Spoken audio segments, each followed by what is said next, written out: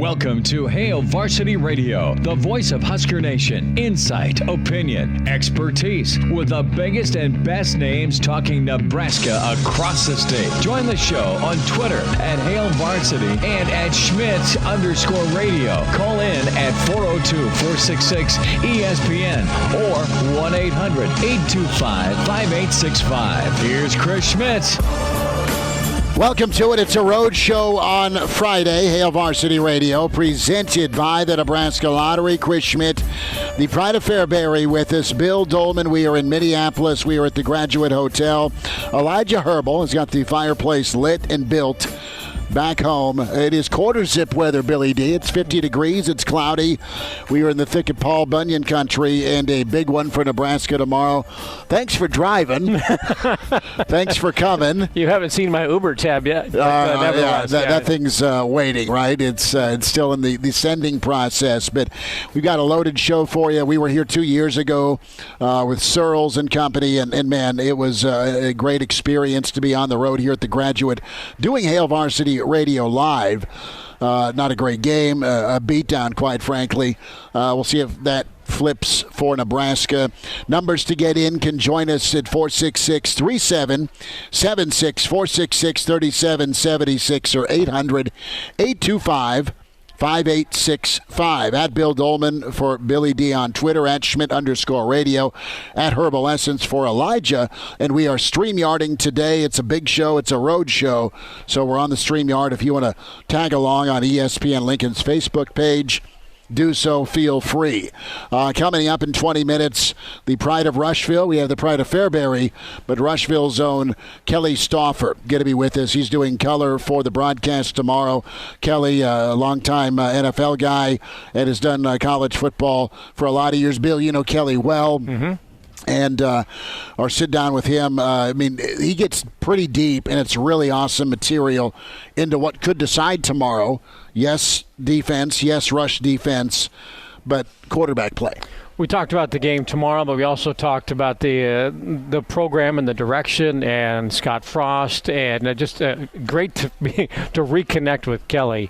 Kelly's a terrific guy, and as a phenomenal broadcaster. I think one of the best college football broadcasters out there. Doesn't get near the work and the big game play that he should, but he and I worked together for many years at the Mountain West Sports Network. He was one of our studio analysts and game analysts, and what was great with Kelly, him being a Nebraska native, and people think, well, he went to Colorado State, he must not be a Nebraska fan. And that's not the case. Look, Kelly was not an option quarterback, okay? No, Kelly was throwing for 4,000 yards. Right, so it's a pro-style guy. Yeah, so he was, he had to go find a place that was suitable for his talents, but we would have many a Saturday afternoon, either in studio or doing games together, where we kept an eye on the Huskers, talked about what was going on with the Big Red, reminisce about the days gone by, and so he has deep affinity, affiliation, and love for the program, like those of us who have Nebraska degrees and work for the Huskers. So he certainly will do a professional job tomorrow, but it's nice to get the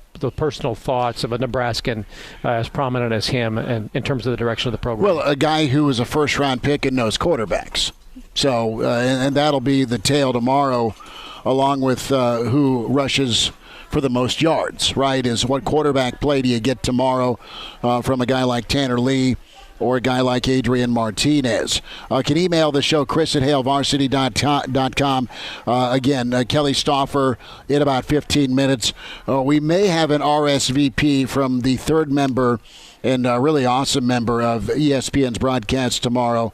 And she just kind of popped by. She was doing a little prep work.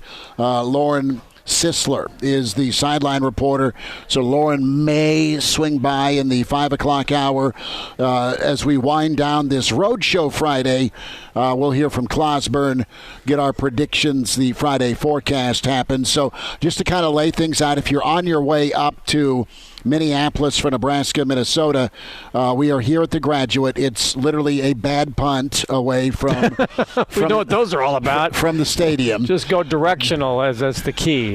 Yeah, aim between your left and your right return man. Yeah. But in all seriousness, we're 2 blocks from the stadium, and the Graduate. Of course, we're hunkered down there for Friday road shows with the single barrel here in Lincoln, but we've enjoyed the last couple of times here to Minneapolis as far as the setup, the venue, the people. Great not place. necessarily the score. Gosh, this is a nice hotel. You got a fireplace going. You've got a bar. The Beacon, Edith, the MVP bartender. Yeah, Eden was took care of us, and there's if you needed some coffee after that, Chris found that too. But Weldon, and we've got a lot of Nebraska fans walking by, rolling by. They're excited. I mean, you're going to see a lot of red. I don't know if it'll outnumber the maroon and gold, but you're going to have a loud, proud Nebraska fan base here. And I think that's where kind of things have shifted. We've talked signature wins. We've talked getting over the hump. We've talked quarterback play. There's turnovers. But in all honesty, you do feel good if you're a Nebraska fan about effort and intensity. We say it so often, I say it so often on this show, that Nebraska fans know good football, and they can tell if the effort is there, if the execution is there, and you may not win, as was the case last weekend. But people recognize when things are going in the right direction. And I think the performance of the last 2 weeks, granted they have been at home in front of spectacular crowds and spectacular shows at Memorial Stadium, but you get the sense that people are starting to see things fall into place. The puzzle may not be entirely put together, but it's like, well, I think we've got all of the edges put together, and now we know how this is supposed to start to look. And starting to see the picture. You're starting to see the picture, and you get that sense. And just the few people that we have seen here, people are excited about coming to the game here because they know that they're starting to see Nebraska football. It's something that we're used to, and it's something that Kelly talked about today as well, that is starting to come into focus, that we are starting to see what we have seen. It may not be 90s like, but we're starting to see what we expect to see, and that's good execution, play hard, and let the results be what they may. And I think, after what we've seen the last 2 weeks with a dominant victory and a game that, for whatever reason you want to say, Nebraska comes up short on the scoreboard, but people, I think, in the last 2 weeks are going, we're starting to see it come together. Scott's demeanor that looks familiar. Yeah, Scott's demeanor too in his press conferences, even in the loss last week against Michigan. I think people who saw that at the moment and have seen clips from it, and then the way they were addressing things this week, Scott just seems a little different. And, talking about how much he loves this team and how proud he is of this team. And I think people sense that in him. They sense a change in Scott. And I think people are starting to respond. And when you get Nebraska fans behind you, they will back you as far as you want to go. And if that's to a bowl game then this year, then that's great. And that road really has to begin tomorrow. Elijah, I want you to jump in here, but Elijah Herbal back at the ESPN studios. We spent a lot of time yesterday on the Bussin' episode where you had Frost, where you had Trev sit down, and both of them lost 30 pounds inside that non-working, non-air-conditioned bus of Will Compton's. But just seeing the demeanor, and you picked this up too, as a guy that's in college, that's the same age as these players, you can kind of sense a shift, a change. Wins need to come.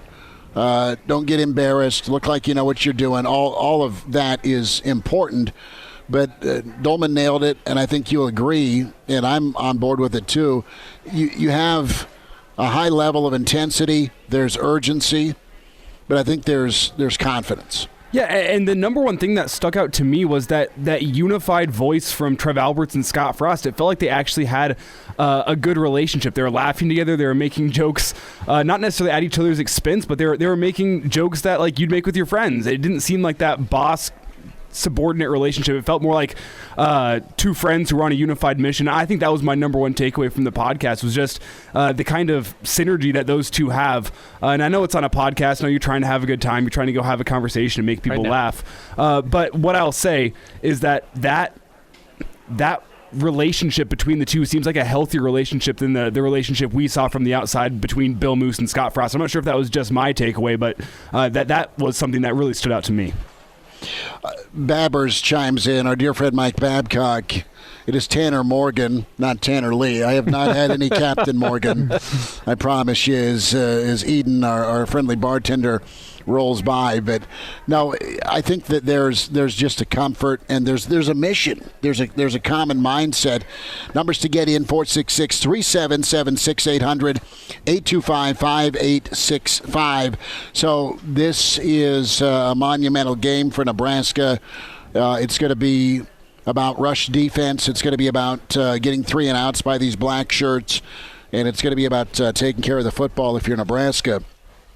What I am concerned about heading into this was, where's Nebraska at from a mileage standpoint with their defense? They put a lot of effort and energy out to try and navigate things, and they looked tired. They looked tired last I said half. that to you in the middle of the fourth quarter. I said that defense is starting to look tired, and they had the lead at the time, and it proved to be detrimental. This is not to slap them because they didn't get a stop against Michigan's O-line or Michigan's running backs.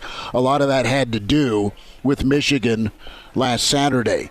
But we kind of turn our attention and our thoughts and prayers to the Chenander family, right? With Coach Chenander's dad passing away unexpectedly yesterday, and we've all lost family members, and some to illness, some to suddenness, and it's just gut-wrenching, and you try and pray your way through it. When it comes to Coach Chenander, he has traveled with the team. Mm-hmm. He is here with his guys on defense. Bill, you got to think with the number of guys that came back for a 6th season, or a Cam Taylor-Britt that decided not to go into the NFL draft. There is so much love and camaraderie and trust with Coach Chenander, not only staff but player.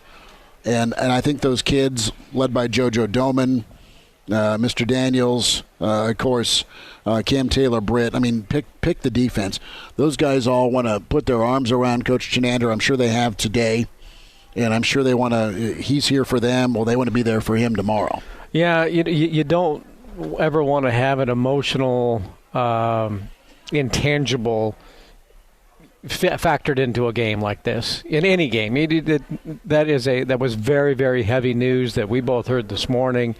Nebraska, I'm sure, had got that news yesterday, and it has been a very tough 24 hours for that immediate family, the immediate Nebraska football family, and then Nebraska family in general. People care, and the fact that he's here, speaks to this is the way that he wants to be in the moment and be with his players and be with his friends. And it is so tough, and you feel so much for him and the family. It took me back to that Monday Night Football game many years ago when Brett Favre played the day that his father had passed away. And went off. And had, just that, it's Bill Callahan. Right, and just had that night that it's inexplicable. And, I'm sure that Nebraska's players want to not just do well because they're well prepared and they have been well coached, and that defense has been playing extremely well the last few days. It's one of the things we talked about with Kelly. It's one thing to be a black shirt. It's one thing to wear a black shirt. It's another thing to be a black shirt. And you're starting to see that Nebraska defense play in the way of those who built that reputation. So that defense is playing very well. But now you throw in the emotional element of playing out of love for your coach. I think it is going to be an incredibly emotional day for Nebraska to perform well for Eric, and to honor him, honor his dad, who was, apparently coaching some high school football in Iowa. I just think it's one of those things that you never want to have to address in a locker room, but I think Nebraska's players will respond honorably for him tomorrow. I think you nailed it. That's Bill Doleman, Chris Schmidt, Elijah Herbal. Road Show Friday.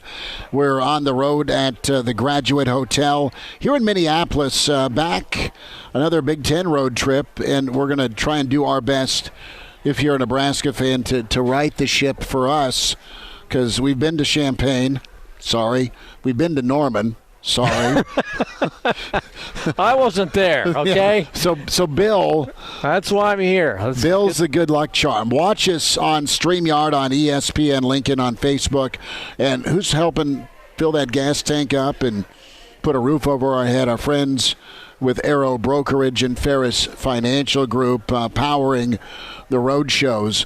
Kelly Stouffer is on the way, part of the ESPN broadcast team tomorrow. First-round NFL quarterback, and, of course, Kelly from Rushville, Nebraska. His take on tomorrow's setup.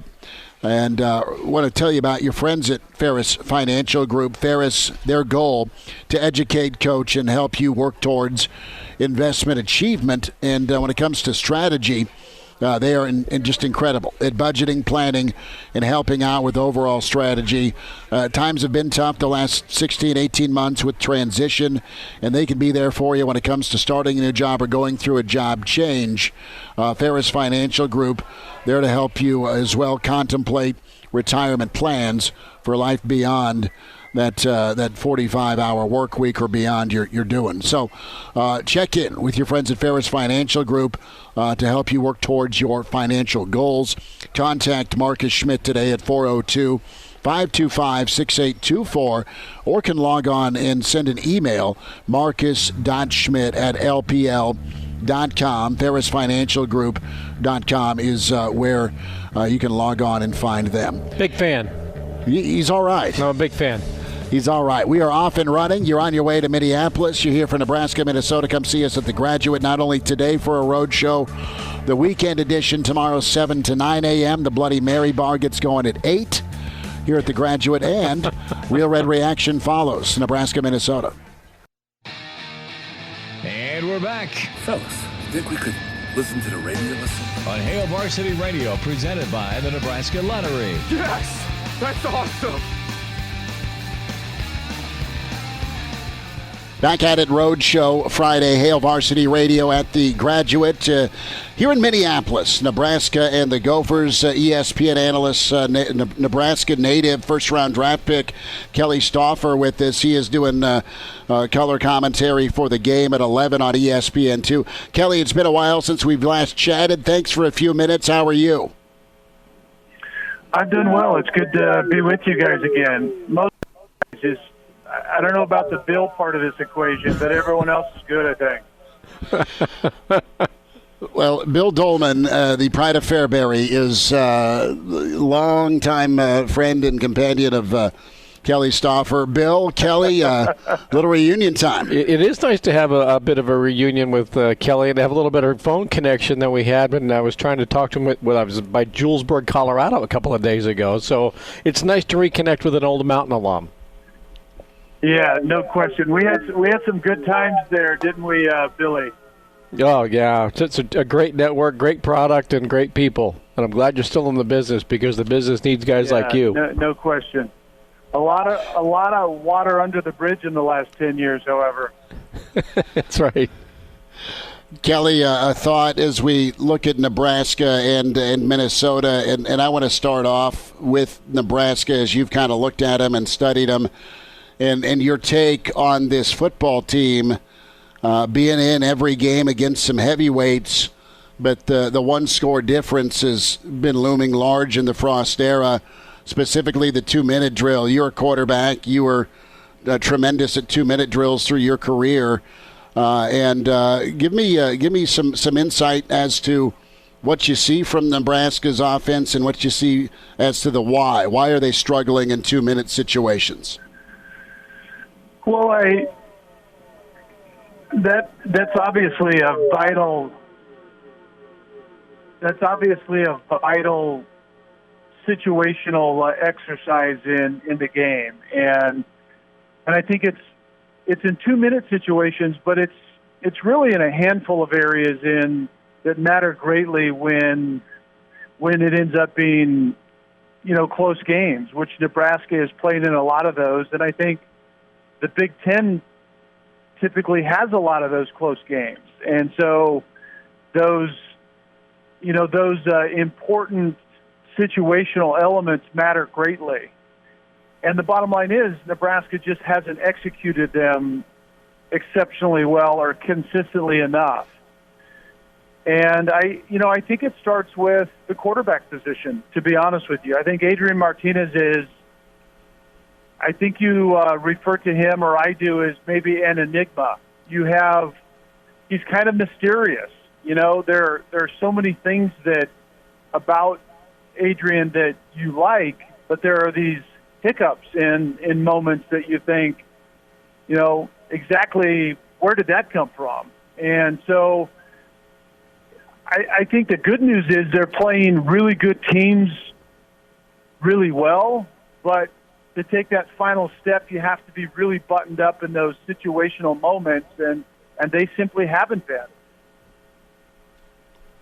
Kelly, what does it speak to Nebraska that, given where this program was 2 and 3+ years ago, to where they are now, when they are in games like that now, and I think people will go back to the Michigan game 2 years when it was, 52-7 or something, and then you have the performance that they had last Saturday night, which was a spectacular game. It did not go their way, but the fact, Scott keeps saying they're close. They're close. It would appear to be that way. How do they get over that hump that everybody talks about, or the turning the corner, all of those things? Well, Bill, I think that's the question. And, you know, if you use the analogy of mountain climbing and your goal is to obviously to get to the top of the mountain, to get to the summit, the thing you have to do is you have to continue to make progress, but then reestablish kind of where your base camp is. You can't continue to, you know, gain an advantage and then go back down to where you were, you know, originally or a few days before. And I think that is really what Scott is in the process of doing. And I agree with him. I hadn't had Nebraska for quite some time, and obviously I get a lot of Nebraska questions based on where I live. But when I really started to delve into what Nebraska is doing, I honestly believe Scott is exactly right, and he knows better than anybody does. But I think they're on the precipice of being that team that everyone wants, and maybe the longevity to have that program that everyone in Nebraska is used to having. So, you know, closing that final gap that it takes to get to the summit, you have to be buttoned up in the details of every game. You have to be buttoned up in the decision-making at quarterback. You have to be buttoned up in those situational moments that matter when you're coming down to all these one-score games to get them to start to fall consistently into your favor. And I think that's what remains.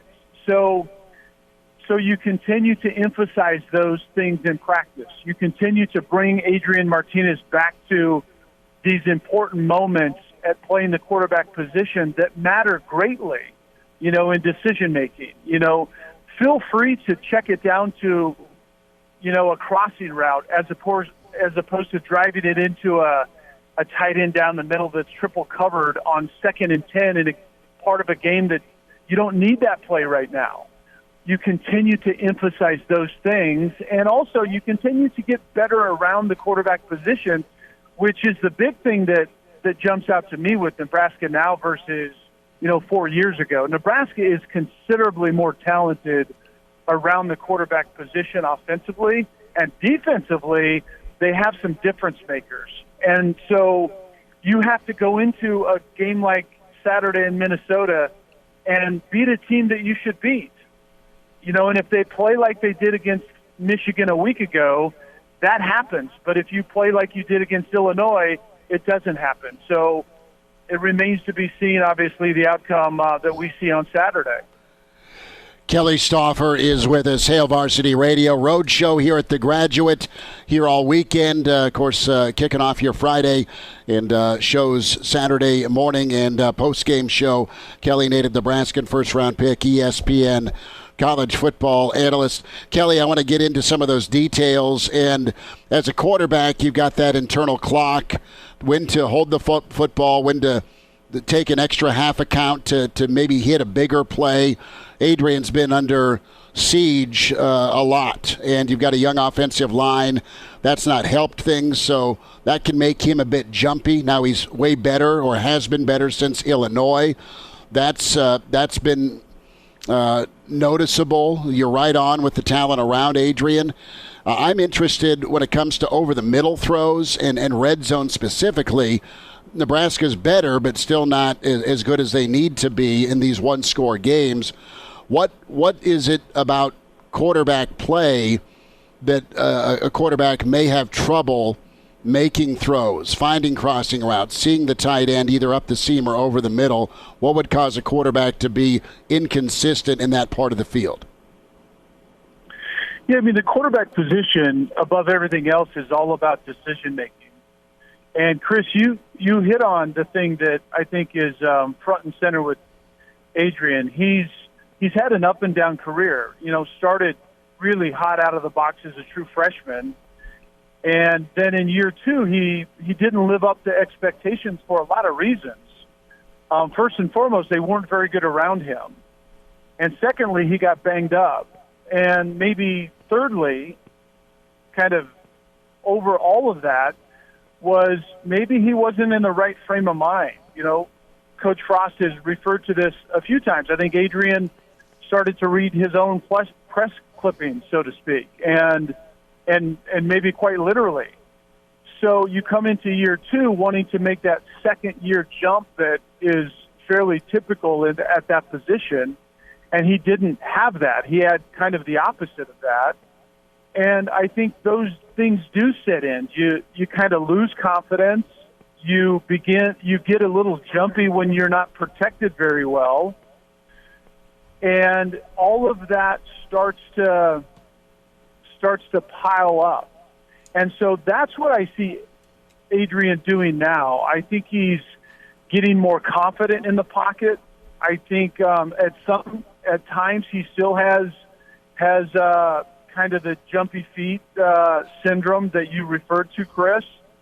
It's getting better, though. And it's getting better for a couple of reasons. One, he's more experienced. He's getting a better feel of the pocket.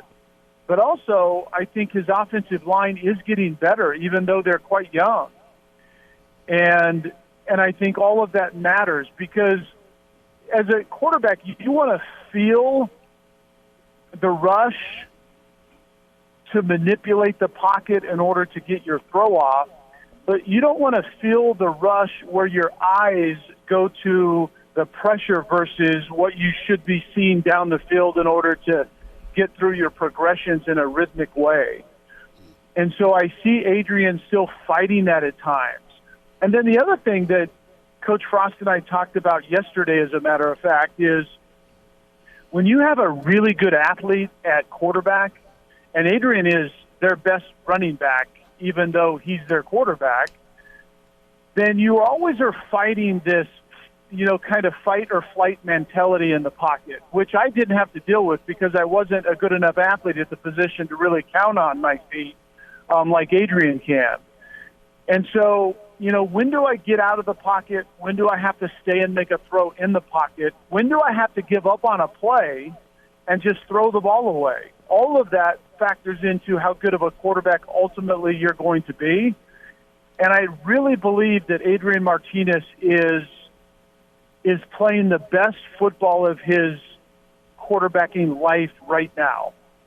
And so that needs to matter greatly come Saturday. And if he plays like he did the second half of Michigan, I think Nebraska is not only in a really good spot on Saturday, I think they're in a really good spot going forward the rest of this season and maybe in 2022 if Adrian decides to come back. It's Kelly Stouffer with us, Hail Varsity Radio. Bill Doleman, Chris Schmidt. We are on the road show Friday. You're at the Graduate in Minneapolis, Nebraska-Minnesota.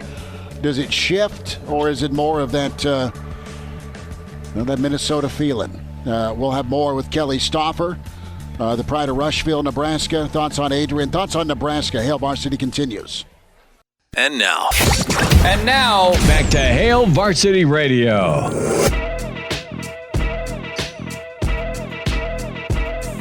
Kelly Stouffer's with us, ESPN analyst, part of the broadcast on Saturday, Hail Varsity Roadshow here in Minneapolis. Kelly, we'll let you get out, and thanks for taking time with us a last thought here on Coach Fleck and just kind of his MO, and that MO has been to be a pain for Nebraska. He's 3-1 against the Huskers. He's won 2 straight. He had 20 less kids a year ago during COVID 2020, and they still won in Lincoln. You know, what's this matchup look like to you when it comes to the headset part of it, Frost versus Fleck? Yeah, I think that's going to be an interesting battle. The proverbial chess match, as they say. And I think PJ's been a little frustrated with, they've dealt with some major injuries that, offensively in particular, they're a run-heavy identity. And that's who he wants to be with a veteran quarterback that is a really good decision maker. Tanner Morgan doesn't put the ball in harm's way very often. And so, can they execute that at the level that Coach Fleck wants to? That's a question mark. Defensively, they've been playing really well. They have, their rush numbers defensively are really good, but I don't know that they've really, outside of Ohio State, has really played anyone that is very good at running the football. I think Nebraska is going to be a tremendous test. So, I think Nebraska has to prove that they can go on the road in this environment where this, for whatever reason, the matchup with PJ Fleck and his squad hasn't gone well for Nebraska. Can they go on the road and put together a complete game under those circumstances? If they do, I think it's all about Nebraska and less about what Minnesota presents, quite frankly. Kelly, I'm going to throw one more at you before we let you go, and I'm going to kind of tell a story out of class in terms of how we do our business. Why are you trying to hurry me along? I thought we were going to spend some time together. What are we doing here? That's later on when you pick up the check. Kelly, you mentioned that you had talked with Scott, and the business for guys like us is that you meet with coaches early in the week, sometimes the night before the game or whatever the case might be, and then after that meeting gets done, you and your partner and your producer, you get together and you kind of go, "Oh, what do you think he really meant?" Yeah. What did you get from that? What did you read between the lines? Well, I think that's a good question, and certainly us Nebraskans aren't wondering very far from wanting that question answered. I hear it all the time, even when I don't do a Nebraska game. Plenty of people in Nebraska don't even know I do this until I have a Nebraska game. But this is my personal conclusion. First of all, I'm a Scott Frost fan, and I will be down the middle come Saturday.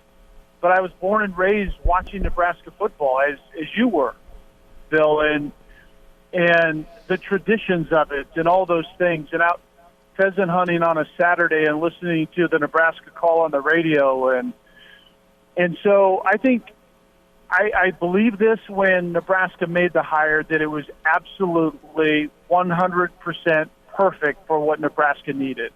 Nebraska got away from who they were with some outrageously poor hires at the head coaching position. And I think administration is to blame for a lot of this fallout. And so Scott's in his 4th year of, it wasn't just a rebuild, it was a tear down to the foundation and even below the foundation, relay the foundation, and then start the rebuilding process all over again. And I believe that there was a lot of damage done to what we know as Nebraska football that had to be kind of revisited. And my opinion is people in Nebraska have to tap the brakes a little bit with all the discontentment. I think they have, honestly, the perfect guy at the position to present what Nebraska ultimately wants. And I believe that more now than ever. And it isn't just what I heard from Scott. I think he's more than up to the challenge. It's the people in Nebraska need to be patient with the process and, quite frankly, be realistic. I think some of the Nebraska people, between you and I and the man in the moon, and you and I are one of them, that we can be spoiled in what we want out of Nebraska football. But the paradigm in college football has changed dramatically since Scott played there, or Trev Alberts played there, or since I was listening to them in high school out pheasant hunting. The landscape has moved, in monumental ways. And so, and Nebraska isn't exactly setting in a hotbed of recruiting in a Florida or Texas or even in Ohio for that matter. So how do you get back to what we all knew Nebraska football to be? Well, you invest in the building process that takes time. And you obviously want to see progress, but you also need to be realistic. And so the way that you overcome the fact that you don't have all the recruits you want sitting next door is you win. And people come to where winning is happening. And I love the fact that when I look at my spotting board for the game, that there are plenty of really good Nebraska kids playing essential roles on this team right now. And then you also have the right kind of smattering of recruits from kind of one coast to the other, which is vital. But ultimately, you start winning those one-score games, and the recruiting will take care of itself, because when you win 9 and 10 games, people are going to answer the phone that maybe wouldn't have otherwise. And all of a sudden momentum starts going, rolling downhill, so to speak, and then you can stabilize the whole program. I think with Trev on board as the AD, he knows it, intimately. Scott obviously does. I honestly think Nebraska are going to be very pleased with this product if they just stay the course. Kelly Stouffer with us, Hail Varsity Radio Roadshow here in Minneapolis. Kelly, excited to see and hear your call tomorrow, and thanks for making time with us today, and really awesome insight. Would love to have you on again, bud. Yeah, call me anytime, and Chris, I just remind you to be patient with William, okay? Because sometimes he needs a little loving care, but he'll get there eventually. Saw that coming out of Wild left field, no doubt. Kelly, you're the best. Thanks, man. All right, guys, it's been a pleasure. Give me a shout again sometime. There he is, the Pride of Rushville and NFL first-rounder, part of the ESPN broadcast team. And not afraid to take a shot. No, Kelly Stouffer, but you guys go back a lot of years. Yeah, I saw that coming, though. I did. It reminded me of the time I told Tom Osborne after he, gave me one, and he said, Bill's tough to carry. And I said, no, you didn't win a national championship until I started hosting your coaches shows in the 90s. And he goes, oh, yeah, you and Boyd Epley taking all the credit. I said, okay, so go ahead. If Kelly Stouffer wants to, Good guy. We'll get into why P.J. Fleck is trending. That's on the way as Nebraska fans are out in full force there. We'll wind down Hour 1 here at the Graduate Roadshow Friday here in Minneapolis. Hail Varsity presented by the Nebraska Lottery. And now, back to Hail Varsity Radio. Winding down this first hour, Hail Varsity Roadshow Friday here at the Graduate Minneapolis, the trifecta of our 2021 road tour. Chris Schmidt, the Pride of Fairbury, Bill Doleman, Elijah Herbal, back at our ESPN Lincoln studios, helping power that road show. Of course, Arrow Brokerage, Ferris Financial Group, and our friends at Arrow Brokerage, full-service real estate brokerage operated by local investors for you. And they specialize in investment, and they've got a mighty team of realtors that help clients in all faculties with real estate. That includes buying, selling, staging, investing, and more. Be sure to check out and get in contact with Jenny Limbach or Marcus Schmidt when it comes to your friends at Arrow Brokerage. You can log on, email brokerage@arrowlincoln.com, the website arrowlincoln.com/brokerage. And for the socials, find them on Facebook at ArrowLNK or on Instagram at Arrow_LNK. Lincoln. So we are, speaking of Facebook, we're streaming live as you can find us on ESPN Lincoln's StreamYard setup. And the quarter zips are out. You don't have yours on. We're not twinning anymore. That makes me sad. Sorry, I brought it for tomorrow. Okay. I brought my game uniform for tomorrow. The game uni is tomorrow. Yeah. We're here tomorrow morning. Can I wear my NBC jacket on ESPN? Is that allowed? Well, NBC Sports, Bill Doleman for sure.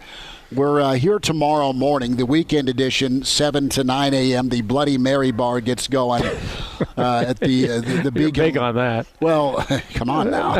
You got an 11 a.m. kickoff. The Beacon is a little bar here inside the Graduate with Eden. Great bartender. She's ready to take care of you if you're a big Red fan. And then Real Red Reaction tomorrow. Billy D, part of that, myself, and, of course, Elijah Herbal. Last time, our dear friend Searles was part of the post game, and it was a 34-7 shellacking. I don't know that that's the case tomorrow. We'll have more as to what actually happens with Nebraska-Minnesota here in hour 2. We'll also have the Friday forecast on the way with the infamous Clauseborne. He's imaginary, and he wears red. He is? He is imaginary. Oh, okay. So he'll be with us around 5:40. Keep your comments coming. Vic from Denver checks in, and he says, I have a feeling Captain Morgan's going to be running for his life tomorrow. The D is going to be looking to make a statement, and they're going to be there for Coach Chins. That from Vic. Bob says, hello, Bill. Go Huskers. Our old buddy Bob Dave. Stelter. Yes. An Husker gymnast. Yes. Yeah. Which is nice. He does great work, I believe. Focus on the family now and marriage. Yeah, marriage and counseling stuff. Yeah, just a terrific guy. That's Hi, good Bob. stuff. Our old buddy Dave Barry from Wilderness Ridge. He's in the Twin Cities now. He says, welcome to Minnesota. Can't wait to see you guys tomorrow and watch Nebraska get the win. We'll dive into how that happens exactly tomorrow. Lauren Sisler, part of the ESPN broadcast team, she may be by in hour 2 with us, but we'll dive into the Adrian prediction. Really good article from Dirk Chatlin today on the Enigma, and Kelly Stouffer kind of touched on it. That is Adrian. He has been playing great football. Turnovers have been costly. And is that eliminated tomorrow? It's got to be for a road win. Hour 2 on the way here from the Graduate here in Minneapolis. Just a bad punt away from Gopher Stadium. Hour 2 next. Hail Varsity presented by the Nebraska Lottery. Welcome to Hail Varsity Radio, the voice of Husker Nation. Insight, opinion, expertise, with the biggest and best names talking Nebraska across the state. Join the show on Twitter at Hail Varsity and at Schmidt_radio. Call in at 402-466-ESPN or 1-800-825-5865. Here's Chris Schmidt. Welcome to it. It's Hour 2. It's Hail Varsity Radio, presented by the Nebraska Lottery. Chris Schmidt, the pride of Fairbury, and NBC Sports, Bill Doleman. On the road, we're here at the Graduate in Minneapolis. Dan tweeted in, I said we're a bad punt from the stadium. We're literally just a hop, skip, and a jump between Williams Arena and Gopher Stadium, and Dan asked, "We're 7 yards? we're 7 yards." I don't kid yourself. I believe the defense and special teams have been packed for this chance to get back to 500 ahead of the bye week. Elijah Herbal back at our ESPN studios, and a full weekend here in Minneapolis with Hail Varsity Radio, ESPN Lincoln. Excited to see you here if you're a Nebraska fan, even if you're a Gopher fan, as we're getting side-eyed right now by a big dude. Yeah, but he's with a Nebraska girl, so smart guy. Yeah, there we go. He's giving us a thumbs up. I hope that was his thumb. But we're here in tomorrow morning, weekend edition, 7 to 9 a.m., and then Real Red Reaction with ESPN. Your chance to sound off in person or on the phones, as we're here immediately following Nebraska-Minnesota. A lot of Nebraska fans, a lot of red wandering through. He says, "Go Big Red." That guy works out. He's running from me. But, no, excited to be here. We'll have the Friday forecast about 35 minutes away. If you want to check out Kelly Stouffer, incredible analyst with ESPN, part of the broadcast tomorrow, his sit-down with us in Hour 1. That's posted on ESPN Lincoln's Twitter handle and also the on-demand ESPNLincoln.com.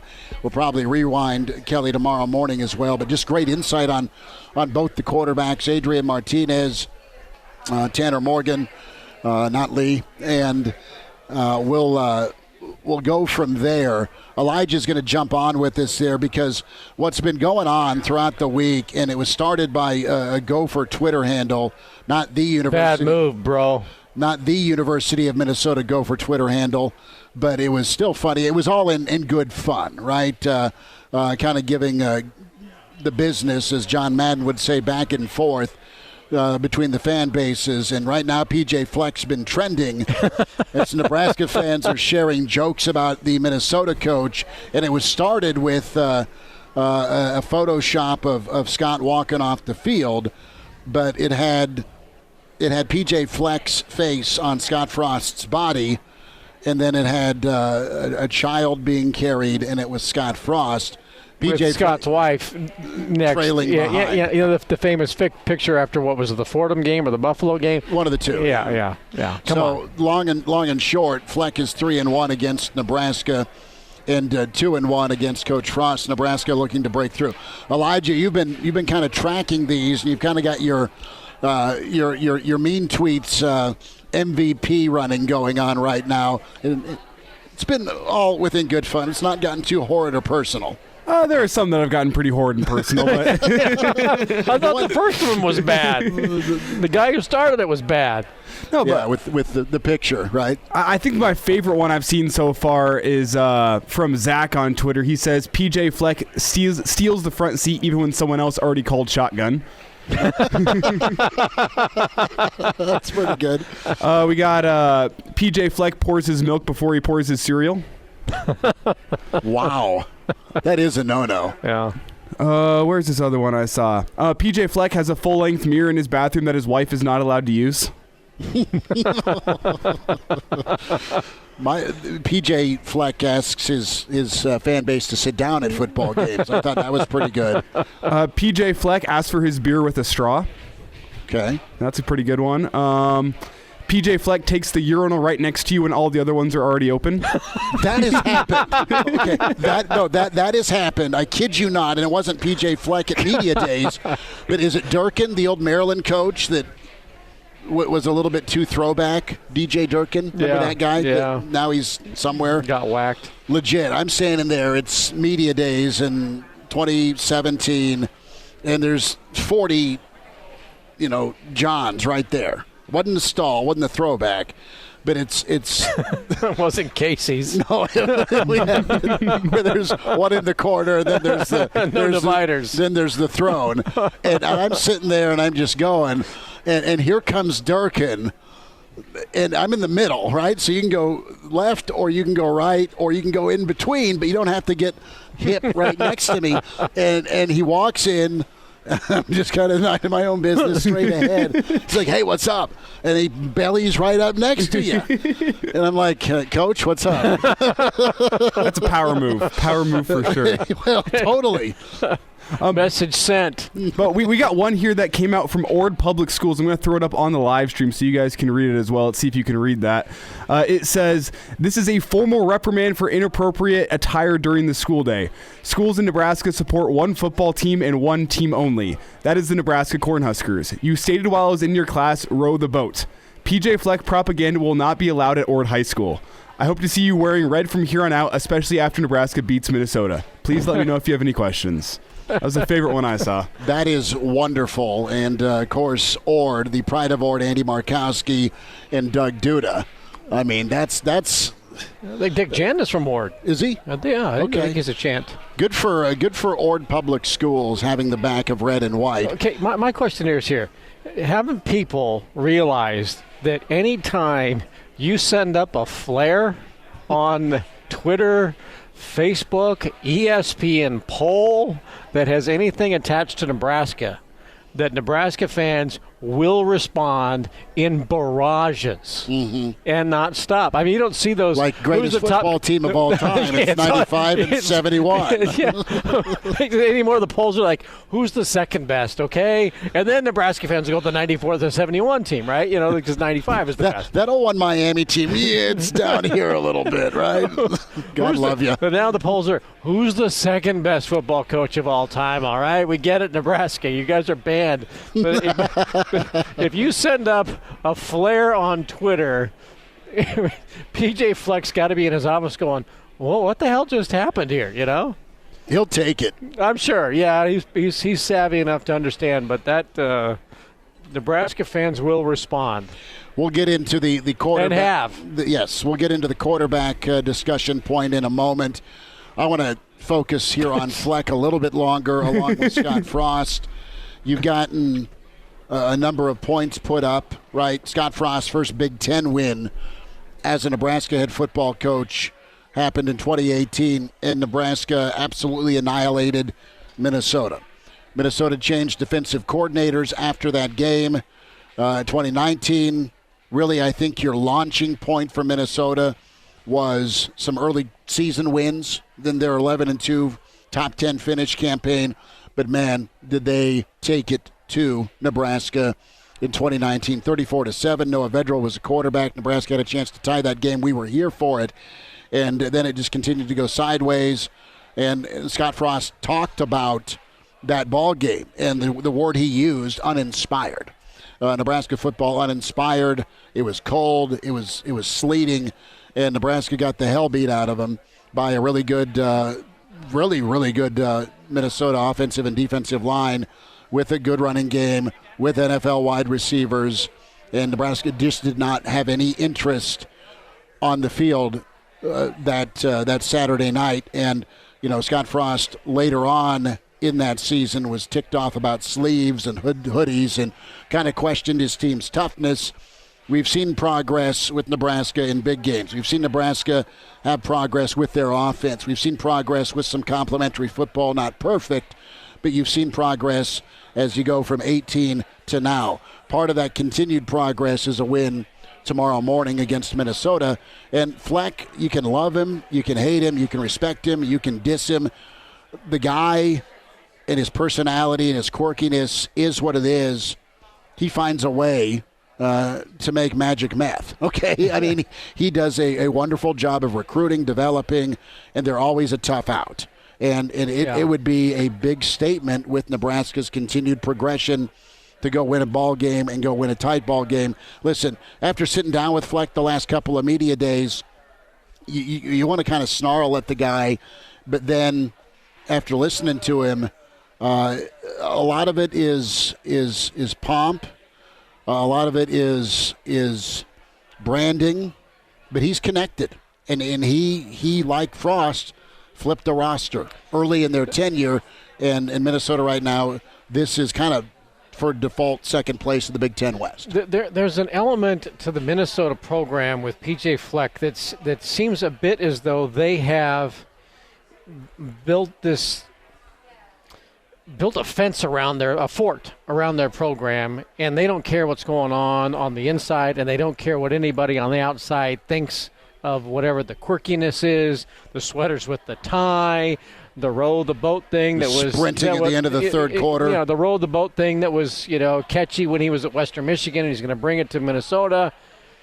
And they're still, okay, we get it. You know, but I don't think that, you know, he cares.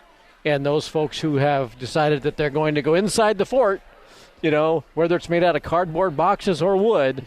Fort. The P.J. Fleck fort, they don't care what goes on the outside. They only care what goes on the inside.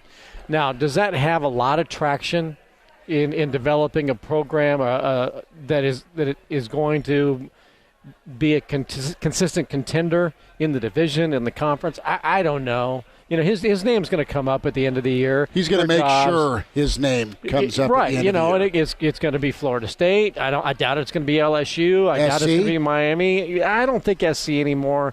But he has built his brand, and Minnesota is part of his brand. It's not necessarily Minnesota's brand. I think it's the PJ Fleck brand featuring Minnesota at this point. But look, he's had success, and he has brought a turnaround here, which is great, and an attitude. But I don't know if they have the traction. And you talk about uninspired. Nebraska was uninspired here a couple of years ago. They were completely uninspired last year when they should have rolled them in Lincoln when it was an 8-man team against an 11-man team, and the 8-man team won in Lincoln. That was uninspiring. And if I'm Scott Frost, and if I'm anybody connected with the Nebraska football program, much like they did in after the 93 Orange Bowl, was it? 94 Orange Bowl, we lost 18-16, 1:16 left to go in the game, and that was on the scoreboard all summer long.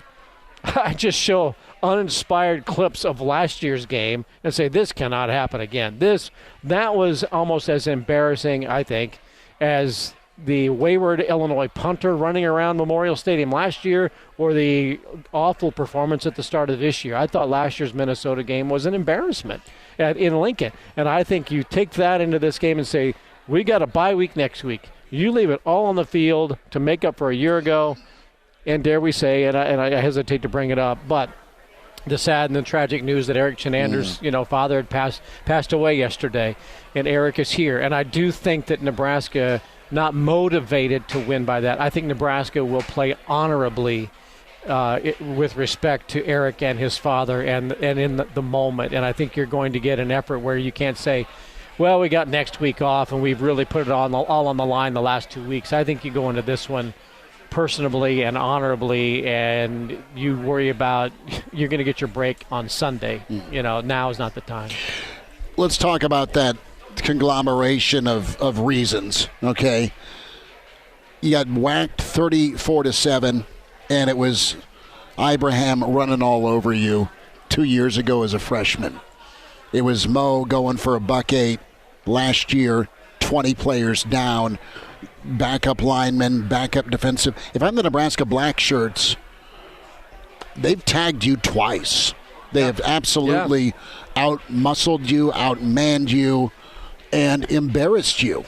And you've got a better defense. You've got a number of dudes. You've got 11 playing as one. You've got a stout front four, 3-4. And, don't kid yourself. Payback is on the mind of the Nebraska Black Shirts. It'll be interesting to see this team with Adrian at quarterback. The last time Adrian started and quarterbacked Nebraska against Minnesota, that was the largest output against a Big Ten team prior to the Northwestern outing. So there'll be a difference there. And if I'm Nebraska, you've got 100 reasons to put it to them tomorrow. Now, Minnesota will not go quietly. Minnesota will try and lean on you, and Minnesota is going to be comfortable. It's just going to come down to executing, making sure there are ferocious tackles, and it's going to be an attrition thing, where can you outlast the guy across from you on the line of scrimmage. I'm interested too with this bad blood topic between Frost and Fleck, and we go back to media days with the sloganeering. And PJ took a little bit of offense to that, and I'm sure there's been some talk about it coming into this week, because this is a breaking point for them as well. And listen, they played well enough against Ohio State, but didn't have enough juice to get it done. Now they're the walking wounded. I think the thing that rubs people wrong above all with Fleck is they question his sincerity. Is he selling you a vehicle that it's a donut, it's not really a tire? That's the question. We'll spend more time on this. Roadshow Friday here. Hail Varsity Radio continues from the Graduate in Minneapolis. Bill Doleman, Chris Schmidt, Elijah Herbal. And we'll get the forecast here in 15 minutes with Clauseborne. Hail Varsity, presented by the Nebraska Lottery.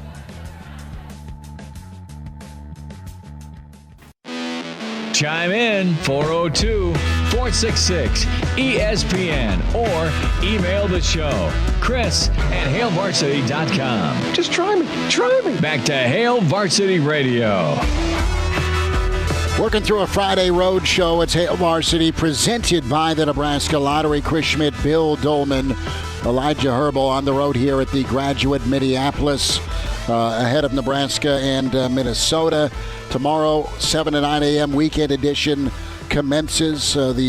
Again, I'll say it again, if you're a Nebraska fan, you got to check out the Bloody Mary bar and go see Eden over in the Beacon. It's attached here to the Graduate, so get one poured and enjoy as 11 o'clock kick. I think it's going to be upper 30s tomorrow around that time, drifting towards mid-50s. Really? And then by kickoff, by halftime, we'll get to sunshine and kind of march towards 60 degrees. Not quite sure what the wind will be like, how that'll affect both quarterbacks. Clearly it's getting chilly because as people continue to come in and check in, most of them in red, a lot I of will red say. fans Yeah, here, a lot yes. of folks wearing red, which is nice. But we're seeing more fleece, more scarves. We're seeing stocking caps. So I'm a little leery as to when we leave as to what it's going to be like. But it's not, winter Minnesota cold. It's just chilly Minnesota fall.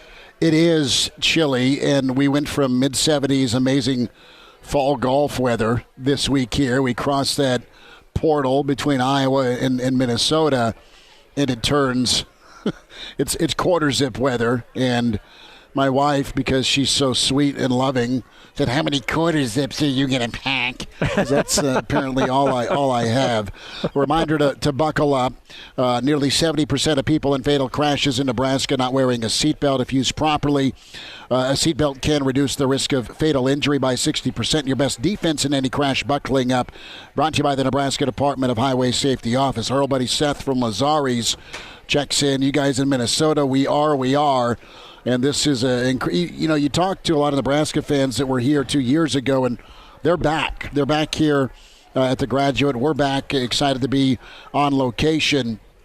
And it was an awesome time except for 4 hours. Mm-hmm. When you talk about the trip, the getaway, how does that change tomorrow for Nebraska? How do they get to 500 overall? How do they kind of get back to 500 when it comes to conference or get closer to 500 in the West race?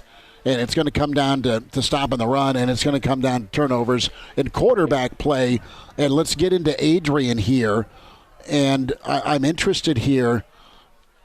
We're kind of at the point where, all right, do you get good Adrian? Do you get Adrian that just ends up trying to do too much? And I don't want to say that it was Adrian trying to do too much on that 3rd and 3 against Michigan. That was Michigan making. He did enough. The whistle should have blown. Yes, he did enough. Right. No, absolutely. He was well past the first down marker. That was Michigan making a play, and it was tragic for Nebraska's offense in that possession going for the win. I think he is in a good enough spot that Adrian's shown plenty of resiliency. Do you have any question, concern, or worry that last week took too much out of him? I don't, No. based on him Monday and based on how he's kind of in a good headspace, and Kelly Stouffer really kind of hit on that last hour as well. I don't, and I am really impressed with Adrian Martinez and the way he handles himself, and the way he addressed the media briefly after the game last week, and understandably briefly, but he took ownership of that final play, and I think that final play was taken away from him. The fumble I'm talking about, not the 4th down miss, but he has been an incredible representative for Nebraska football, and I think he has grown as a quarterback. I think he's grown as a young man. I understand why he is a captain again. I understand his leadership capabilities. Does he make a bad play here and there? Yes. All quarterbacks do. Does he make some egregious errors at times? Yes. Does he miss? Yeah. I mean, all of that. But I think Nebraska and Nebraskans, Husker fans, should be proud that they have a guy like Adrian Martinez representing their team, quarterbacking their team. I'm not going to say, I said this a couple weeks ago, I think he's the best quarterback in the Big Ten. I'm not going to say that now, but I think he is one of the best in playing among the best quarterback position of any quarterback in the Big Ten right now. So I would look for him tomorrow. Look, that 3rd down and 3 and that fumble has probably lingered with him this entire week, and I just don't think that he, and I don't think the players, I just don't think they're going to check out and go, you know what, we've been playing 7 consecutive weeks, and we got this 8th. Let's just get to the bye. All right, well, you know what, you should have mailed it in on Monday and called it good. They'd have mailed it in a long time ago if that was going to happen. Right. So I think this team goes into this game thinking, we got a bye beginning Sunday. Let's go out with a strong statement, and let's set the tone for the rest of October and the month of November. And I think that starts with Adrian. I just don't see him being that flighty kind of fading in and out kind of guy. I think he's been consistent. Despite some inconsistencies in his play, I think he's been consistent in his demeanor, and I think Nebraska has benefited from that, and I think that they will benefit from that tomorrow. Minnesota has, on paper, an incredible rush defense, 77 yards a game, number 2 in the Big Ten. Part of that is who they've played. Can Nebraska deliver? Can they be good enough in the run game with Ramir, with Yant, with whoever else, maybe a Morrison sighting, with Adrian carrying the football to really be two-dimensional on offense?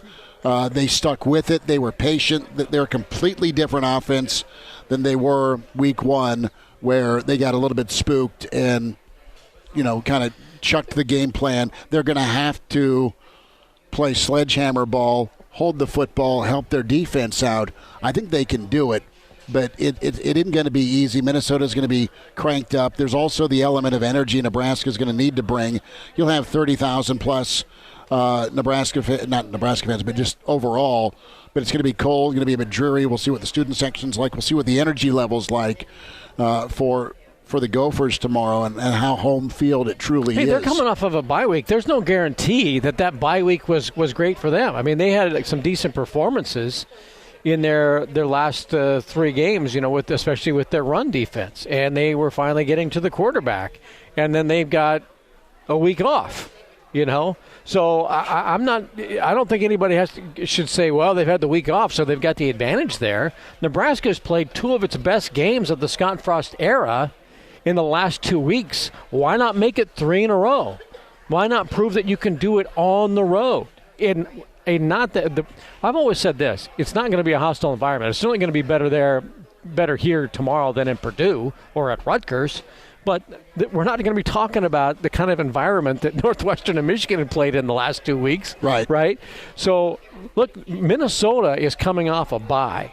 They're not going to enjoy the kind of home field advantage that Nebraska has at home. I mean, they've got to gear it back up after being a week away. And as I'm reading the Minnesota notes, I found out that they played Colorado. Well, I live in Denver. I had no idea because nobody talks about Colorado football, right?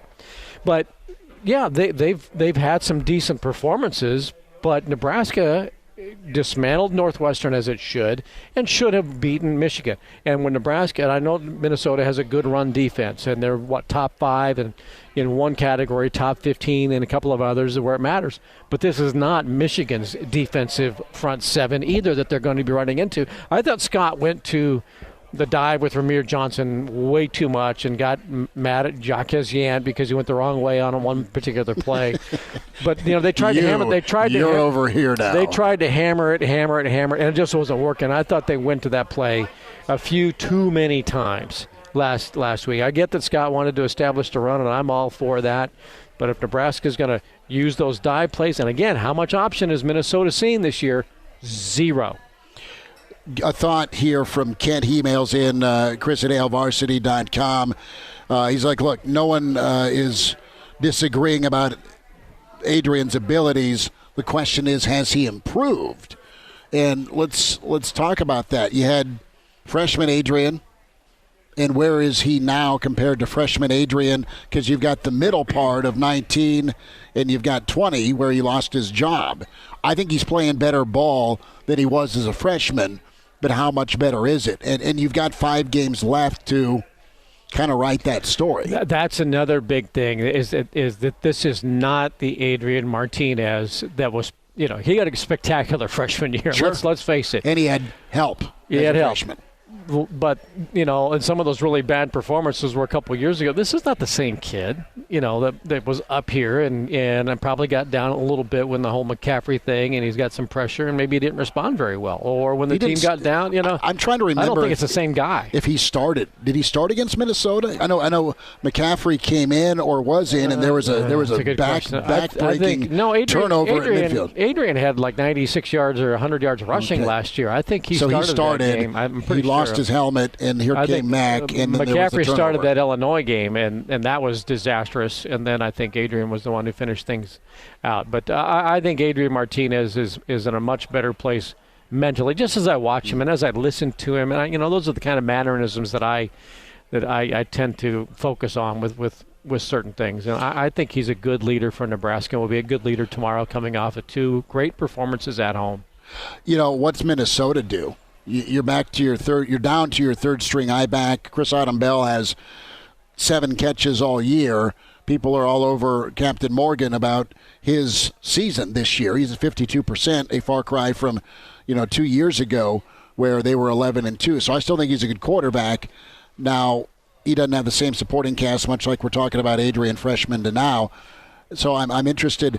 Do you try and just slam it home and keep running the ball, or do you reconfigure things offensively to try and figure out a weakness against the Nebraska defense? They're trying, and what I've read the last couple of days is they think, well, it's going to be up to a more explosive passing game. Well, you just can't invent that. I don't care how experienced Tanner Morgan is. He's not thrown the ball. He has had one of their 5 games in which he has thrown the ball 19 times or more. Everything else, they've been relying on the run. Okay, well, your top 2 running backs, one's been gone since week 1. Your second one, Trey Potts, got hurt against Purdue. So now you've got this young stable of backs that you're trying to figure out, well, who's our guy? Well, while we do that, let's just go against Nebraska and throw the ball 38 times and see what happens with a fairly young receiving core that has not been as involved in the game plan in the first 5 games. And all of a sudden you're going to do that in a bye week. It's a bad recipe. against a Nebraska defense that nobody in the Big Ten wants to play right now, right? I mean, even Ohio State, I think they're going, wow, that's a pretty good defense right now. Minnesota can't reinvent itself in a week against Nebraska. Bill Doleman, Chris Schmidt, Roadshow Friday here at the Graduate in Minneapolis, not far from Gopher Stadium. Friday forecast on the way. Hail Varsity presented by the Nebraska Lottery. He's in his 30s, but sounds like he was born with a stogie in one hand and a brew in the other. Now, say my name. It's Schmitty on Hail Varsity Radio. I got the body of a taut, preteen Swedish boy. Thanks for hanging out. Hail Varsity Radio Roadshow Friday at the Graduate in Minneapolis. Chris Schmidt, the Pride of Fairbury, NBC Sports, Bill Doleman. And we say hi to Elijah Herbal back at our studios tomorrow morning. Tune us in 7 to 9. And that is the weekend edition. Mark Cranack will be firing back up with us. And then the Real Red Reaction show commences immediately following Nebraska-Minnesota. What happens with the Gophers and Big Red? A slew of football to talk about. Don't know that this weekend can top last weekend with drama, with scoring, and with upsets. When you look at Bama, you look at Texas, of course, the Nebraska-Michigan game. You had a bunch of games draw well over 4 million viewers. Nebraska-Michigan right around that 5 million number, and it was pretty impressive. He is imaginary. He wears red. The infamous Clauseborne is with us for a Friday forecast. Claus, how are you? Well, it's been a pretty rough week after that game. Of course, it left an entire state with a pretty severe case of maize and blue. Well, I'll let you fill in the blank. We were so close, but just couldn't quite close the deal, which is, of course, something you're used to, Christopher. So a little bit of pain, but we'll get through it, I suppose. Well, without further ado, let's get to the forecast with Hail Varsity. So we'll go down to SEC country, and you turn around, and it's another top-tier matchup. We'll get there in a moment. A place that some of us love, some of us loathe, is Texas. 6th Street's incredible. Bevo's tranked. Is Texas tranked? as Oklahoma State comes to town. Elijah's get us kicked off here. Texas -4 against Oklahoma State. Well, you were half right. It's soon to be SEC country, Chris. I'll take Oklahoma State here. I think Texas put a lot of effort on the line against Oklahoma. I think they're due for a letdown here, so I'm going to take Oklahoma State 34 and Texas 31. Question about Oklahoma State is their offense, and I'd never, with the mullet, with him being a man and well past 40 now, I never thought I'd say, does Oklahoma State have enough offense? I wonder about that tomorrow.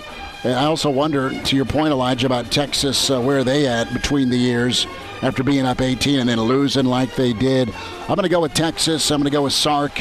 As Coach Darlington said in the press box last Saturday, hide all sharp objects from poor Shark. Sark, after that game, went sideways. Texas wins it 37-28, win and cover for Bevo. Bill, what do you think? Well, I think Texas is absolutely reeling right now, and they've probably spent the past week trying to get a hold of Nick Saban to see if he is yet interested in taking that job after what transpired in the fourth quarter. I think that team is reeling, and Mike Gundy is going nowhere. I think that they gut punch and go south of the border on Texas, and I think Oklahoma State wins it 37-17. Wow. Billy D calling for the Stillwater Magic. Claus, what do you think here, Texas or Okie State? Well, when I shut the game off because Nancy had asked me to go find a lead for the dining room table so she could host Bronco night, it was 28-7 in favor of Texas. I come back and it's 48-41 Oklahoma. So I've never seen anyone blow anything that hard since. Well, I've been married for a while, so I don't think I can remember back that far, to be quite honest with you. I'll take Oklahoma State in this one as well, 28 and Texas 25. Moving on. Kentucky is at Georgia, between the hedges. Okay, you have listen, Wandale's transferred and done well. Stoops is rocking and rolling with Big Blue. This is a monster line, 21.5. Georgia doesn't care. They just keep on barking. I'm going to kick it off here. I think Georgia wins. I don't think they cover. I think Kentucky does pretty well. Now, what's well against that Georgia defense? That's double digits. Give me a 31-17 win by Georgia over Kentucky. Elijah. Yeah, I'm with you in terms of a Georgia win in Kentucky cover. Rooting for Wandale Robinson to get a couple touchdowns. I think he gets 2. I think he gets both of Kentucky's touchdowns. I think it's a 24-14 game. Georgia gets the win, but they do not cover a 21.5-point spread. Pride of Fairbury, Bill Doleman, what do you say? I do think Wandale Robinson will get the 2 Kentucky touchdowns in that game in a 63-14 Georgia win over Kentucky at home. Bill says just move on from it. Claus, what do you think here, Kentucky or Georgia? Well, so far this year, me picking Georgia reminds me a lot of Christopher arguing with his lady. One of these times I'll be right.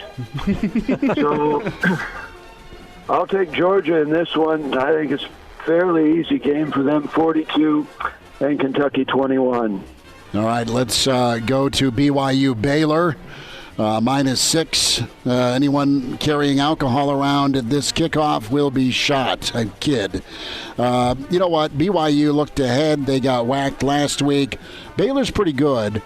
And I'm going to go with the home field being the difference.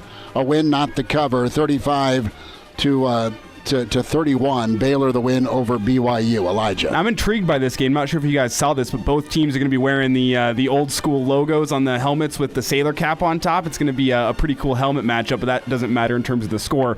I think Baylor gets the win here. I think BYU hasn't been the same since Zach Wilson left. So give me Baylor winning 31-20, an 11-point win for Baylor. They cover. Bill, one of your 2 favorite teams. Let's talk BYU and Baylor. What happens? So this will soon be regarded as the most hated schools in the Big 12 Bowl annually, because nobody likes either. Nobody's going to like either one of them in about 3 years. That game's where? At Baylor? It's in Baylor. I think with BYU suffering its first loss the other day, I think maybe the shine is off the Cougars. I think Baylor's going to win this one, but I don't think it's going to be that great of a game, to be honest with you. I'm going to say 38-17. Okay. The Bears, says Doleman. Claus, what do you think here, BYU or Baylor? Well, this is a tough one to pick. One school has a fan base that can obviously be talked into anything, a really weird belief system in the face of all the evidence. Just makes absolutely zero sense when held up to scrutiny. You could probably write a musical about how weird their thought process is. And then the other one is BYU.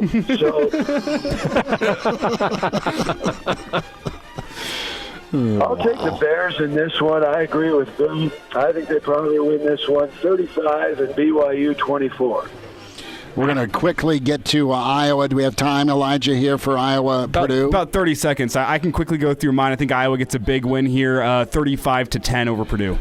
I think Purdue scares Iowa, but the Hawkeyes win 27-17. Backdoor cover. Where's the game? Iowa City. Oh, so there'll be fans in the stands. Okay. Otherwise, if it's in Purdue, then they'll be bored. Then nobody wins. Iowa will win this game quite handily, probably 34-7. Claus, Iowa, Purdue, what do you think? Well, we're up against it, so Elijah, play a vomit noise and say Iowa's going to win 35-17. All right, well, hang on the line. We'll come back with the Nebraska-Minnesota prediction. The forecast continues. Hail Varsity, presented by the Nebraska Lottery. Miss us? Come here, brother. Give me a hug. Bring it in for the real thing. We're on call for you. Catch the podcast at hailvarsity.com, the ESPN Lincoln app, or download them on iTunes. Saddle up, partner. Back to Hail Varsity Radio. One final time here from the Graduate Roadshow Friday, Hail Varsity Radio. Many thanks and much love to Aero Capital and Ferris Financial Group powering the Roadshow. Pride of Fairbury and NBC Sports' Bill Doleman, Chris Schmidt, Lauren Sisler, part of the broadcast team. She's popped by to say hi. And, of course, Kelly Stouffer with us earlier today. We conclude the forecast here with Elijah Herbal and Clauseborne. He's imaginary and he wears red. Without further ado, let's get to our Minnesota-Nebraska pick. As we ran through the gamut, it's now meat and potatoes time with Nebraska and Minnesota. Elijah, get us kicked off, partner. What do you think here? -4, Big Red. I think Nebraska knows they need this win. I think they rally behind Eric Shenander, who's going to be at the game tomorrow. So I think Nebraska gets a big win over Minnesota. The offense gets it going. Minnesota's not going to be able to get much of a run game going, and I think Nebraska wins big 35-13 over the Gophers. Our friend Seth from the Bar and Lazari says 50-0 Big Red. So good for him getting it rocking this early on a Friday. I agree with him in a Nebraska win, and I think Nebraska's offense able to be better in the red zone. They'll get a run game going. You nailed it, Elijah, that they will pay tribute and play for Coach Shenander tomorrow. Nebraska wins and covers 28-17. Bill Doleman. In honor of Lauren Sisler coming by, as she said that she would. Now, she was a gymnast at Rutgers University, so and she needs to know how I do this on this show. So, in gymnastics, you typically score 275, 285 points. I'm going to say Nebraska wins it 289-3. 289-3. That's how we roll on the show, Lauren. That's how I roll here. Kelly Stouffer makes an appearance, Kelly Stouffer, good to see you again. How are you, man? All right, Clauseborne, the floor is yours, friend. What do you think here? Nebraska -4 against Minnesota. Fleck and Company 3-1 against the Big Red. Does it change tomorrow? Well, I certainly hope so. I try to be a forgiving and Christian person, but I really cannot stand PJ Fleck. He looks like the guy in your HOA who complains because you only mow your grass once a week instead of 3 times like he does. And speaking of grass, I joked last week that the change in the Husker attitude started when Scott switched from Copenhagen to Redman. And I'm really kind of hoping this week he switches from red man to bluegrass in Northern California, Sinsemilla, and kills every gopher on the course, Carl Stouffer. And I think he will. I think Nebraska wins this one 42 and Minnesota 13. 42-13 Claus off the top rope with the chair. Nebraska makes it happen. Claus, you have a good weekend. Stay safe. Thanks for the time. Okay. There he is, Clauseborne. Wrapping up the Friday forecast. Billy D., thanks for sitting in, brother. I love it. Yep. The only thing that Klaus is missing there is the okay. That about do you? Mm-hmm. Heard that plenty of times. Elijah Herbal, thank you, sir. Elijah bright and early. He ain't even leaving the studio. Tomorrow morning, 7 to 9, weekend edition. We'll get rolling, get you off and running before Nebraska and Minnesota here live in Minneapolis at the Graduate. And then Real Red Reaction follows here at the Graduate with Hail Varsity. Talk to you in the morning.